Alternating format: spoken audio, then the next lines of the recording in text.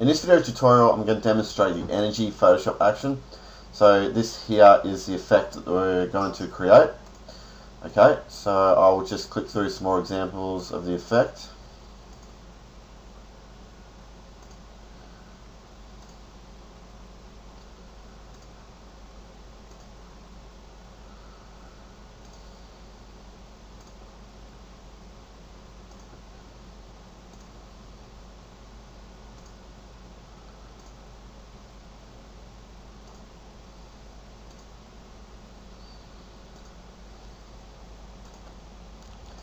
Okay, let's get started. I'll close these down.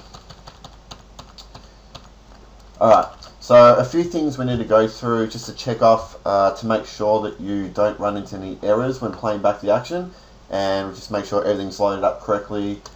Okay, so firstly, look into your layer panel and make sure your photo layer is set as a background, so it must look identical to this.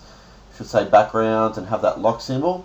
So for those who have opened up the photo and it doesn't look like that, so I'll just set this up. Okay, so just pretend I've opened up my photo and it's called layer 1. What you need to do is go to layer, new background from layer, and that will just set it as the background.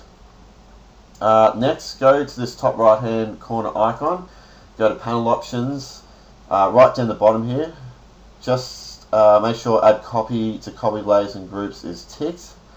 Click OK. Next, go to image mode. Just make sure you're in RGB color mode and 8 bits a channel. If you're in 16 bits or 32 bits, there's a lot of filter gallery effects that are disabled when in those modes. So, so for some of my Photoshop actions, they use these filter effects, so you run into errors. So just make sure you're in 8-bit, and also make sure, if I go to image size, that you're using a high resolution photo. A good range for this action is anywhere between 1500 pixels to 4000 pixels. I'd recommend not going any lower than 1000 pixels, just because the quality of the effects will lower the smaller your photo is. So keep them high resolution and you'll be fine. I'll cancel that. Now what I want to do is load up the brushes that came with the download. So I'm just going to hit B, and I'm going to right click anywhere over the canvas, and just at the moment I've got all the basic Photoshop brushes up, so I want to replace these. So I'm just going to click on this icon and go to replace brushes, and I'm just going to select the energy brushes.abr file, double click, and they will just load into here. So there they are. Next, I need to load up the actions panel, so go to window actions. It should pop up over to the right hand side here. Again, go to this top right hand corner icon and go to load actions. Select energy.atm, and there it is there. So there is just one more important step we need to do, and it's pretty much consistent across all my actions. We need to create a new layer. So Control Shift N or Command Shift N, create a new layer. This must be called brush, all in lowercase.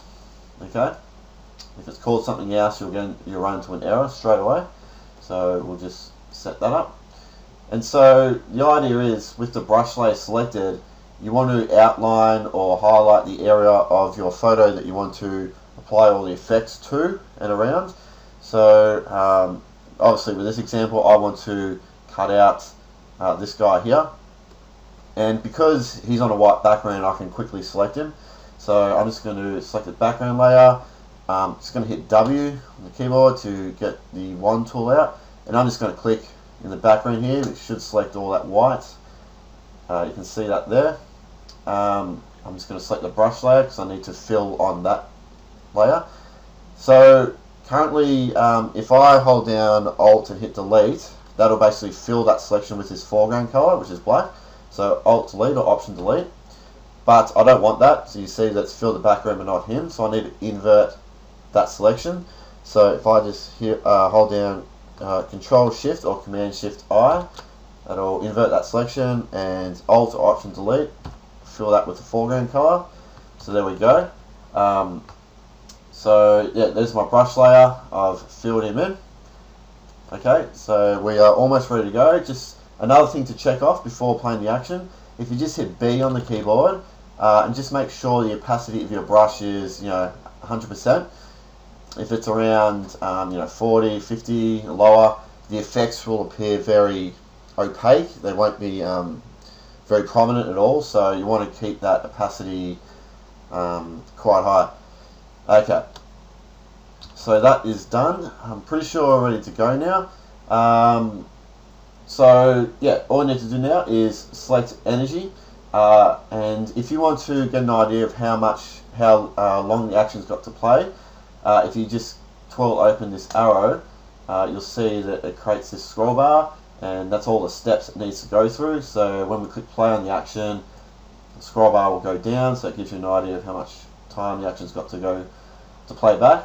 But on my computer it takes about 2 minutes to play the action, so your computer may be faster. My computer is actually quite old, so mine may take you 30 seconds to a minute, but I'm just going to click play now, and I'm just going to fast forward the video so I don't have to sit here for 2 minutes, and I'll get to the result. Alright, the action's stopped, and this is the result that I got. So every time you run this action, you're going to get a completely different result.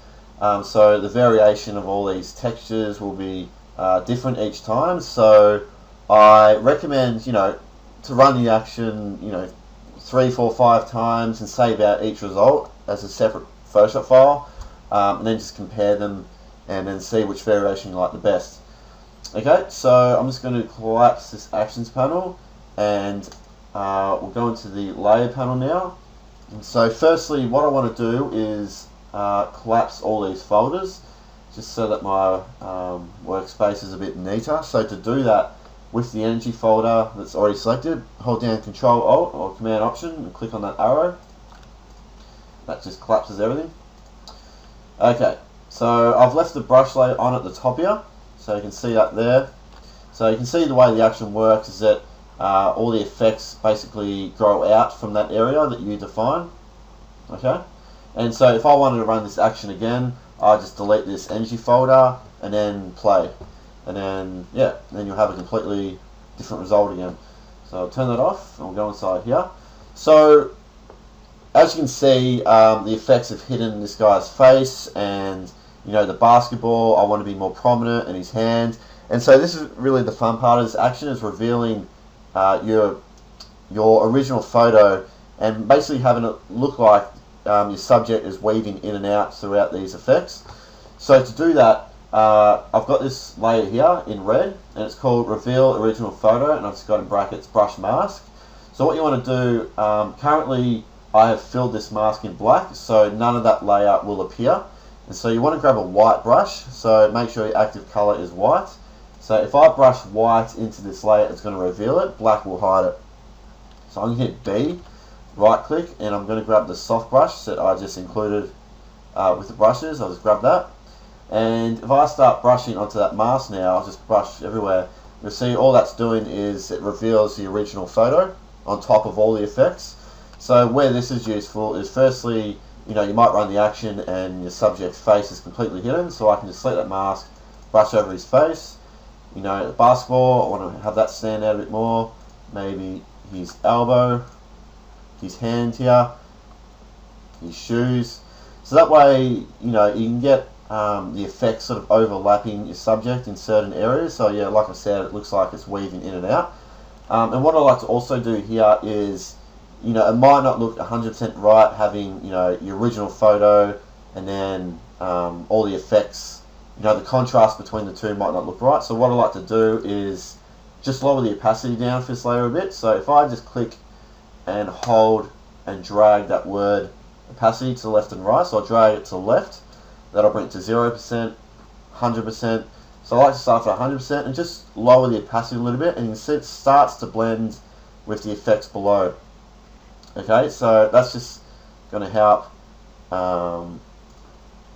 seamlessly blend your photo with the design elements around it. So you might like it at 100%, but just experiment with dragging it down a bit to blend with the other effects. Okay, so leave it like that. Okay, go back up to the top here. So this layer here, image sharpening, I've just applied a soft sharpening over the entire design.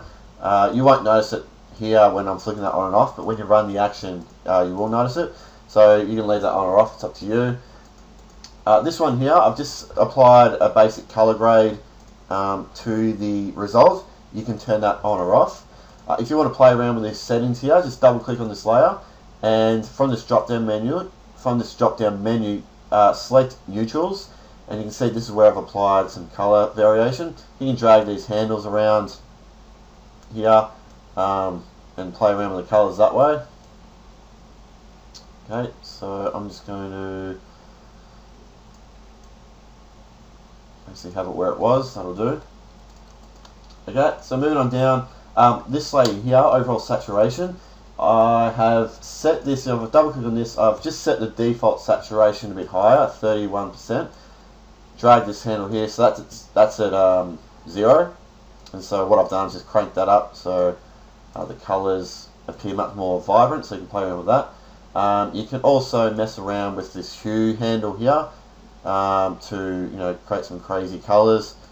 I'll keep that at 0. There's other ways to affect the colours, which I'll show you. Alright, so moving down this layer here, overall contrast. If I turn that on and off, you can see what that's doing. If I double click on this layer, I've just set some points here along this curve which are affecting the contrast. So this lower one here will affect the darker points in your image. So if I drag that around, you can see that there. I'll just keep that there. This middle point is essentially just your midtones. So I might just bring that down a bit. Highlights. So just jump into this layer and grab these handles and bring them up and down to see if your design looks better with these points adjusted. Okay, close that. So this folder here, subject glow, if I turn this on and off, you can see that what this does, it applies a glow around the edges of the area that we defined, the brush layer. So what I like to do is flick this folder on and off. Does the design look better with it off? You just got to ask yourself that. So, but if you go inside here, I've got 3 layers: glow 1, 2, 3. Glow 2's off. It just basically doubles up on one of the other glows, makes it much stronger. You might prefer it like that, but turn these on one by one and just see what you like. Okay, might turn, let's leave those ones on. Stars, if I turn this folder on and off, you can see those there. I've applied a mask on the folder. If I hold down Alt or Option and click on that mask, you can go inside. So the areas in white are where the stars are going to appear. Black, it's not going to appear. So what you can do here, if I just select this mask and move it around, you can see that that's adjusting the variation of all the stars. If you hold down Shift and click on that mask, it'll hide the mask so the stars are more applied everywhere. So yeah, play around with that. What I also like to do is I'll duplicate this folder, Control or Command J, Control E, it'll merge it onto one layer. I will then set the blend mode to add, just so that they appear more vibrant. If I zoom out here, Control T, I'll scale that so you can basically create a copy of the stars and then scale them right out. So if I zoom back in, you can see that down the bottom here, this looks like they're more shooting out. Again, you can play around with this mask, adjust the variation, something like that. If you go inside the stars folder, there's just your base stars layer and another layer which adds just a little bit of glow. Fractal swirls, I'll just turn these stars off for the moment. Fractal swirls, if I turn that on and off, so that houses a lot of the effects. You can see that there. So we'll go inside and talk about what's in here. So we've got 3 different effects: fractals, fractals 1, fractals 2.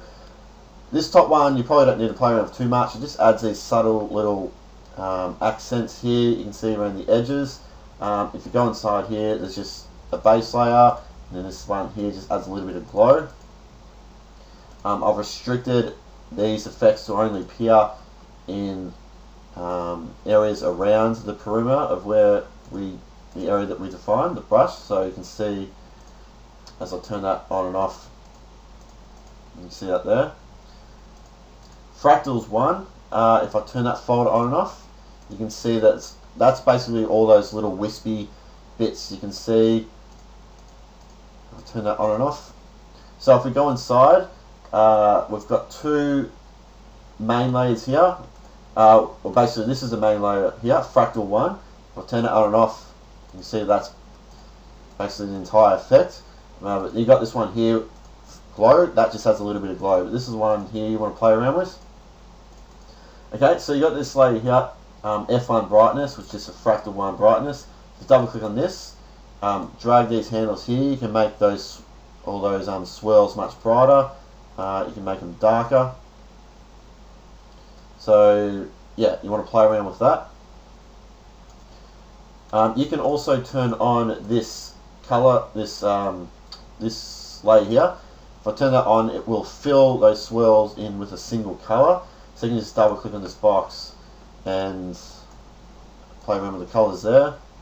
But by default, the way the action works is that it takes the colors of the area that we defined, our brush layer, and spreads them out all over the elements. So you can see there how, the top half of our subject, you've got skin tones and orange basketball, and those colors are spread out there, and going down at the blues. So, and that's the same with the glow. You can apply a subtle red glow there, or change the color. Fractal 2, if I turn that on and off, you can see that that is, by default, there'll be like a fractal texture that wraps around your subject, and it'll always be blue by default, and that's fractals 2. So you can see that one there. Okay, so if you're wondering where that one is, it's there when you play the action. So if you go inside here, again you've got the main layer down the bottom, fractal 2, and then you've got this top one which just adds like a wide glow. So if you've run the action and it's appearing too white, the area around the middle of your subject could be because of this glow, so you might want to turn that off. And again, you got this brightness layer. You can double click on this. You can turn that down like that. So looking at this, it's probably a bit too white, so I'll bring that down, this midpoint, and I might turn. I'll just lower the opacity down a bit for this, just a little bit. Okay, again, you can just double click on these boxes and change the color of that texture. Yeah, but by default it's blue. Alright, so that's the fractal swirls. If you want to get crazy, you can duplicate the entire folder, okay, and then go inside each one of those fractals and move those layers around separately. Okay, so photo layer 1 and 2. So if I just turn this reveal original photo off, so basically the default result, if I turn these two off, it hides pretty much our subject completely, and you can see that it's just created all these excuse me, all these effects for us. But these two here, this is where it starts to reveal our original photo, and the reason why I split them onto two is that they affect the appearance in subtle ways. So if I turn off photo layer 1, you can see that it sort of softens out the edges of our subject, but the middle is a bit more prominent. So you can flick that layer on and off and look around the design and think, oh, do his shorts look better with the edges blurred out? I'll turn this back on now, so I'll turn that on and off. Or maybe his singlet, and if I'm thinking, yeah, it looks better with it off, I'll just select this mask. I'll grab a black brush because I want to hide that layer, so I'm just going to flick this over, hit B, and if I start brushing on that mask now, you'll see that it's hiding that layer. Again, if I brush over his shorts, you can see that there. So I'm just going to fill that white, so I'll just bring it back. And it's the same with this one here, flip it on and off. Do any areas of the design look better with it more faded to the texture behind? I'm thinking, yeah, maybe a singlet again. I'll grab that, grab a black brush, and start brushing. So you've got a lot of control of, where your subject sort of weaves in and out throughout the texture behind it. So that's a cool way to affect those. So just get in the habit of flipping those two on and off. and adjust it through the layer masks. Okay, glitter, I'll turn this on and off. What I might do if I hide that, so glitter is just that speckly texture around the edges of our subject. There. You can apply a colour if you go inside. You just double click on this and make it like an orange. So you don't have to use those fractal swirls if you don't want to. You can just use, there's glitter texture and there's lightning and there's more textures I'll get to in a sec. I'll turn that off. So here's lightning. If I flick that on and off, you can see that's that texture there. Again, if you go inside, you can apply a colour to it. If you want the lightning to appear much more prominent, just duplicate the entire folder. Control or Command J. You can even, if I flip the folder vertically, you can create a lot more copies of it. But you can see the lightning again. It applies default colours to it, which are the colours of our photo. So yeah, you can apply a single colour, as I said before. So I'll just hide these two. And so this folder here I've just called background effects. So these are more fractal patterns and textures that sit in the background. Now as I flip that off, you'll see there's a little bit of texture left over, and that's basically coming from the image sharpening layer. So if I turn that on and off, you can see it there. So the way the image sharpening layer works, it takes a snapshot of the entire design. So when all the layers are turned on, like that, takes a snapshot and applies a little bit of sharpening over everything. So when you start to turn layers off, where was I? I'll turn the stars off. You see, sometimes it leaves a little bit of texture, but you can remove that if you want. You can just select this mask, grab a black brush again, start brushing, that'll remove it. But you can, of course, sharpen the image up after you finish the design, which I'll show you how to do as well. So I'll leave that back on. So yeah, the background effects, that's those. If I go inside, there are 4 different layers, 1, 2, 3, 4, and you've got these colored boxes where you can apply a single color to that effect. So if I turn these all off one by one, I'll just hide this sharpening layer. So start from the bottom, you can see if I turn that on, there's that texture there, then that one's added, so you can see that texture there, and then this one's added. It looks like just a bit of a glow, but as you move it around, you'll see, look at the top left hand corner, there's some really cool textures in there, and they sort of all work hand in hand to blend on top of each other, just add lots of intricate little details. And the top one here, and that just hangs around the edges of, if I flip that on and off, you see that just appears right around the edges there. Okay, and yeah, like I said, you can flip these on and colour them all separately, which is fun to check out. And background colour, so I'll just turn all these back on. So background colour, what I recommend you do is, if you just work with a dark background, but if you want to export this design on a transparent background so you can drop it onto your other work, what you want to do is just turn these 2 layers off, the background color and the background, just like that, and make sure that you turn off the image sharpening layer as well. As you can see, with it on, it leaves a bit of a grey fill over everything, so you want to turn that off. So now I can save that out as a PNG transparent image and drop that onto my other work. Okay, so it's really simple. But I just recommend, when working, when adjusting the look of this, just keep it, in the same background color. Okay, that is essentially it. That's how it is, how easy it is to use this effect.